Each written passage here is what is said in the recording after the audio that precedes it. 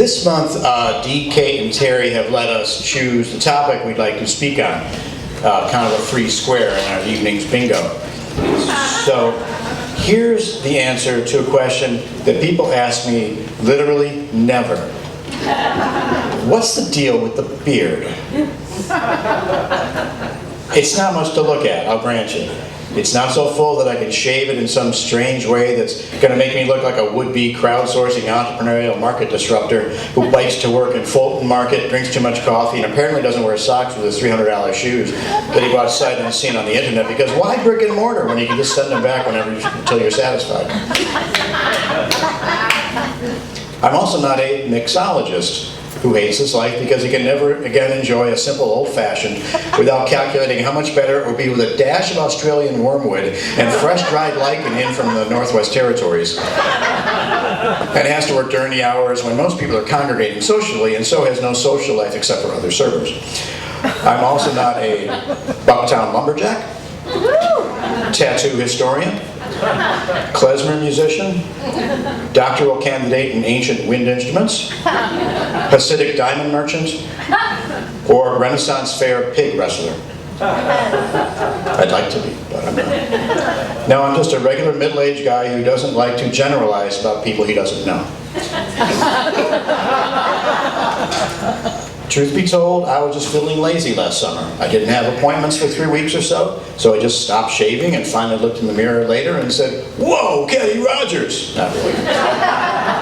Then my wife bought me a small bottle of beard oil for my birthday, and now I'm in a cult, I think, of some kind, which started out as sloth, has now changed into style, if you want to call this a style.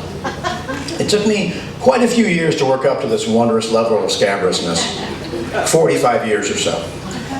It must be those good hairless genes that God gave the Irish. As usual, he enjoyed a good laugh. Okay, you Irish guys live in the cold and rain, live in mud houses, chopping fuel out of bogs. I decided to give all your hair to guys who live where it's sunny, like Italy. You're welcome. At least you'll never see our fat, hairy carcasses on the beach cascading out of Speedos. Or on the beach, period. Do people treat me differently with a beard, even one as laughable as this one? Teenaged in volume, but not in color.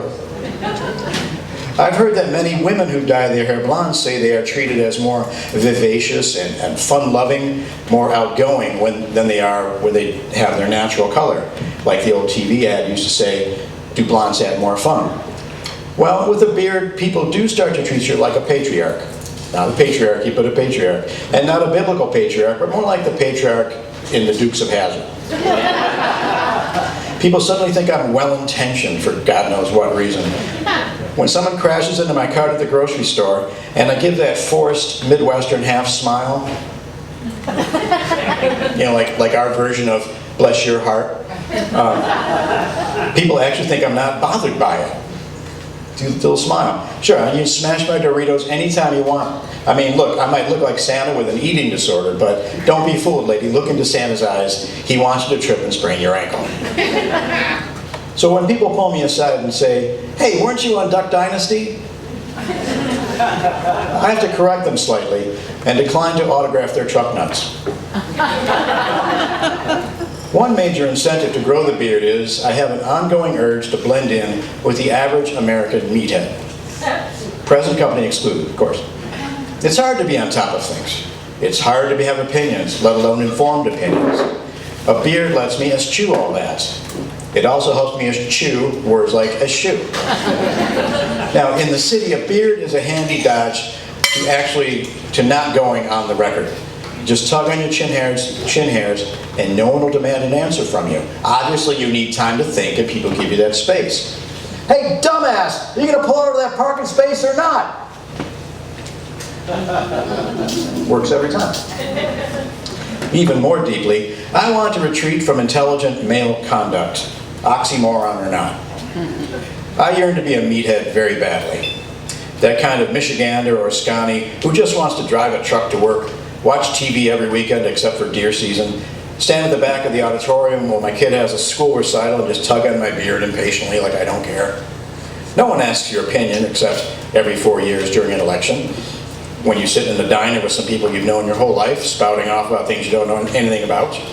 You can be the most blinkered, short-sighted, ignorant doofus that ever was, but if you have a beard and you're sitting in a diner, your face will make it on national TV.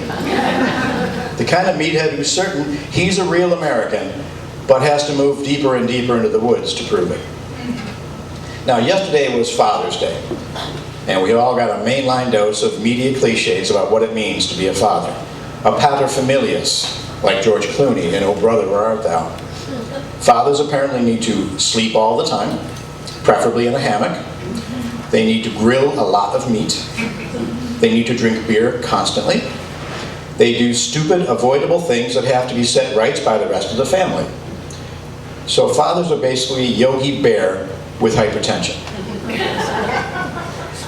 What did George Clooney do to prove that he was a bona fide paterfamilias?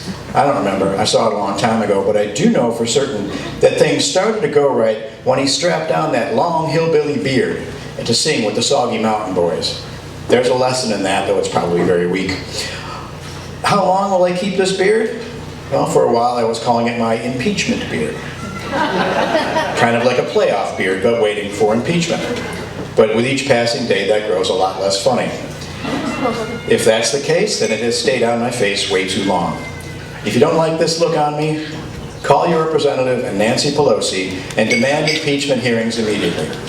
As soon as that racist, deceitful, shit-flinging orangutan is perp walk down Pennsylvania Avenue, I will shave it, no matter how much my face is broken out underneath.